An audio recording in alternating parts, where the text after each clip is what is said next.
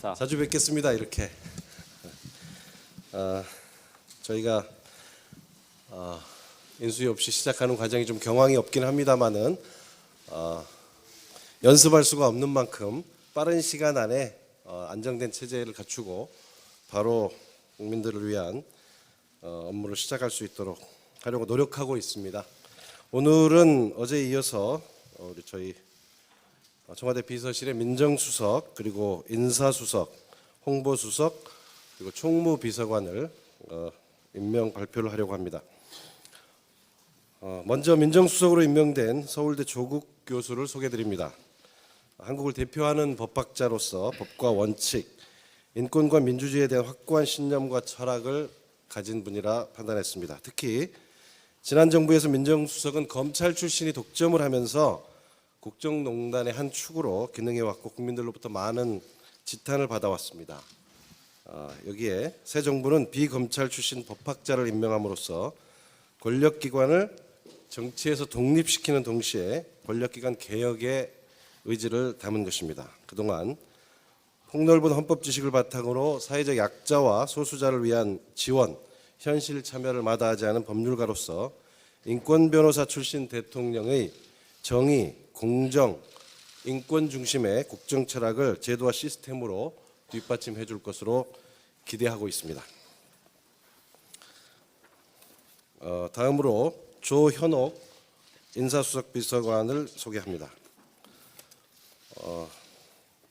조현옥 인사수석은 사실상 최초의 여성 인사수석으로서 정부 전체에 균형 인사를 구현하고자 하는 대통령의 인사 철학을 뒷받침할 적임자라 판단했습니다. 여성운동과 그리고 청와대 서울시에서의 행정 경험을 바탕으로 여성의 유리천장을 깨는 인사 디자인을 실현해 줄 것으로 기대합니다. 특히 여성 특유의 청렴성, 공정성 그리고 섬세함을 바탕으로 대통령이 강조하는 시스템 인사, 균형 인사를 청와대와 내각 그리고 공기업 전반으로 확산시켜 나가줄 것을 기대하고 있습니다. 다음으로 윤영찬 홍보수석 비서관을 소개드립니다. 정치부 출신 기자로서 균형감과 정무감각을 지닌 언론 친화형 인사로 알려져 있습니다. 언론을 국정운영의 동반자로 그리고 대국민 소통의 창구로 생각하는 대통령의 언론 철학을 충실하게 보좌해 줄 적임자라 판단했습니다. 폭넓은 언론계 인맥을 바탕으로 많은 언론인들과 대화하고 또 이를 통해서 대통령의 국정 철학과 국정 현안에 대한 언론의 이해를 얻어내는 역할을 능히 해줄 것으로 기대합니다. 온 오프라인을 넘나드는 미디어 전문가로서 과거에 일방적 홍보가 아닌 쌍방향 소통의 대화와 공감의 새로운 국정 홍보 방식을 구현해 줄 것이라 생각합니다. 아시다시피 지난 캠페인 과정에서는 SNS 본부장으로 활동하면서 흔히 선거 캠페인 과정에서 가장 히트 상품이라고 하는 문재인 1번가 그리고 전국을 덮자 파란 캠페인 그리고 마지막에 우리 박원순, 안희정, 김부겸마저 다 춤추게 만든 그런 투표 참여 캠페인 등을 이끈 경험을 가지고 있습니다. 훨씬 더 다양하게 언론과 또 국민과 소통하는 역할을 해줄 것입니다. 다음으로 이종도 총무비서관을 소개합니다. 오늘 좀 눈여겨봐 주셨으면 하는 인사인데요. 공무원 사회에서는 대표적인 흑수저 출신으로 알려져 있고 좀 언론 검색을 해보시면 이미 이종도 총무비서관에 대한 많은 내용들을 얻으실 수 있을 것입니다.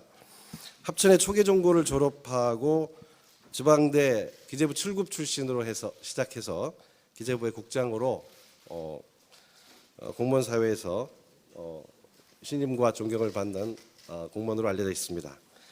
특별히 그동안 총무비서관 자리는 청와대 인사와 재정을 총괄하는 막구실세로 알려지기도 한 그런 자리인데요. 대통령의 최측근이 맡아온 것이 전례였습니다. 그런데 신임 대통령께서는 이번에 이 총무비서관 자리를 예산정책 전문 행정공무원에게 맡김으로써 철저히 시스템과 원칙에 따라 운영하겠다는 의지를 담은 것이라 봐주시기 바랍니다. 이렇게 네 분을 소개해드리고요. 또 준비가 되는 대로 여러분과 함께 일할 수석 그리고 비서관들을 소개해드릴 텐데 저희가 조금 더 여러분들께 원활한 서비스를 하기 위해서 오늘 함께 춘추관장에 선대위 수석 부대변을 지낸 권혁기 전 국회 부대변인을 함께 임명합니다. 신임 정보 at your service 차원에서 함께 춘추관장을 임명하는 것입니다. 오늘 네 분 새로 임명되신 분들께 질문 있으시면 편하게 해주시기 바랍니다. 연합뉴스 강병수. 네, 연합뉴스 박경준 기자입니다. 검찰총장과 경찰청장 임기 문제도 많이 거론이 되던데요. 이에 대한 구상이 있으십니까? 그건 제가 언급할 사안이 아니라고 생각합니다. 네, MBN 윤범기 기자. 네, 저 MBN 윤범기 기자라고 합니다. 현재 서울대 교수직이신데 이 민정수석 업무를 수행하시는 기간 중에 뭐 수업 문제나 교수직 문제는 어떻게 정리하실 건지. 현재 안식년 상태고요. 일단 현재 시점에는 그래서 뭐 제가 업무 진행하는 데 있어서 뭐 강의 문제는 전혀 없고요. 그 다음에 현행법상 그리고 서울대 내교상 공직을 맡게 되면 그 휴직을 하게 되어 있습니다. 예컨대 뭐 국회의원 출마 즉 선출직 공무원을 하게 되면 사표를 받게 되어 있고요. 그렇지 않은 행정부로 진출하면 휴직을 하게 되어 있기 때문에 이게 정식 그 발령이 나게 되면 그 절차에 따르도록 하겠습니다. 현재로는 안식년 상태다고 보시면 됩니다. 네, 제주일보 벽경희 기자라고 합니다. 네, 그 민정수석으로 언제 발탁 요청을 받으셨는지 그리고 그때 어떤 얘기들이 오갔는지 있으시면 좀 말씀 부탁드립니다. 뭐 얼마 되지 않았다라 정도만 말씀드리겠습니다.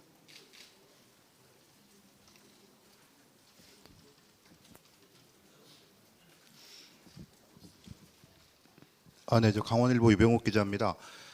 그 고위공직자 비리 수사처 설치 문제인데요. 이 문제는 사실 대통령님의 공약이기도 했고, 특히도 조국 우리 그 임명자님의 그 소신이기도 한 걸로 알고 있습니다. 그런데 아시다시피 뭐 이 문제가 사실 오래전부터 얘기가 되어 왔는데 검찰의 반발도 심하고, 이 고위공직자 비리 수사처 설치 문제를 어떻게 좀 풀어나가실 계획이신지 말씀 좀 해주십시오. 고위공직자 비리수사처는 그 노무현 대통령 팀 때부터 시작된 얘기죠. 그리고 물론 지금 이제 당선되신 그 문재인 대통령님의 공약이기도 하시고 소신이기도 합니다. 그건 뭐 저희 입장 이전에 그 두 분 대통령님의 발언이나 책을 보게 되면 왜 그 고위공직자 비리수사처가 필요한지에 대해서 나와 있기 때문에 보시면 될 것 같고요. 두 번째, 그 문제에 대해서는 고위공직자 그 비리수사처가 만들어질 것인가 말 것인가는 권한상으로는 저희 권한이 아니라 국회의 권한입니다. 국회에서 법을 만들어야 되기 때문에 저의 소신은 있다. 그리고 대통령님의 소신도 있다라고 알고 있습니다. 그걸 어떻게 통과시킬 것인가의 문제는 국회에서 협조를 해주실 거라고 생각하고요.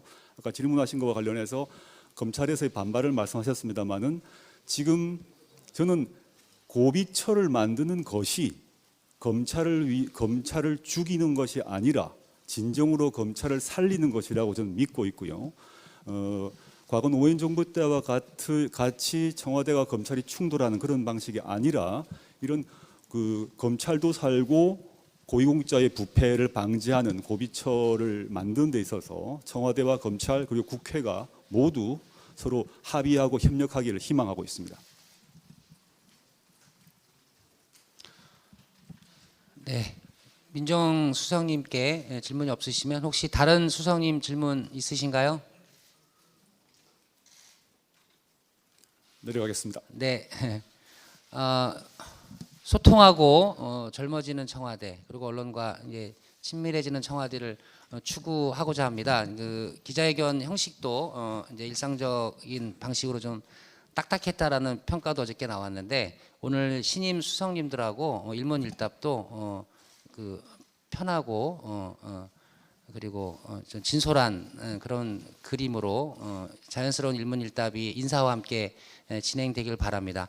이어서 신임 홍보수석께서 국무조정실장 임명에 대한 발표가 있겠습니다. 자료는 보내드렸습니다. 네, 홍보수석을 맡아서 첫 번째 발표를 하게 됐군요.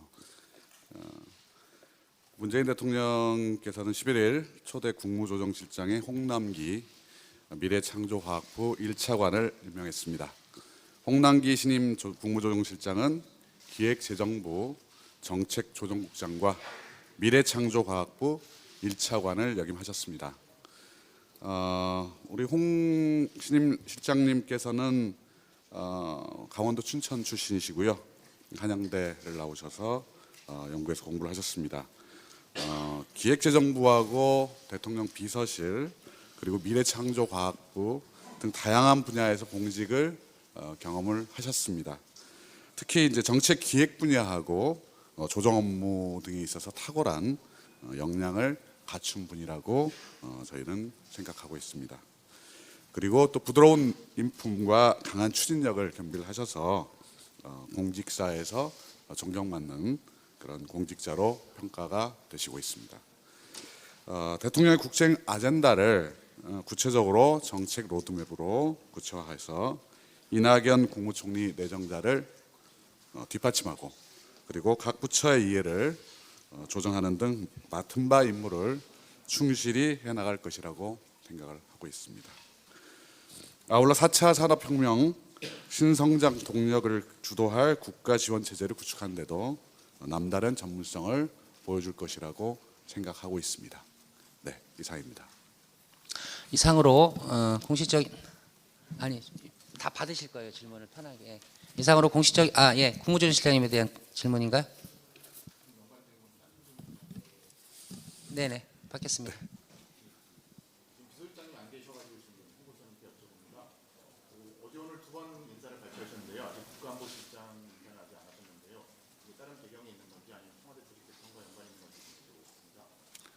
제가 방금 임명받고 첫 번째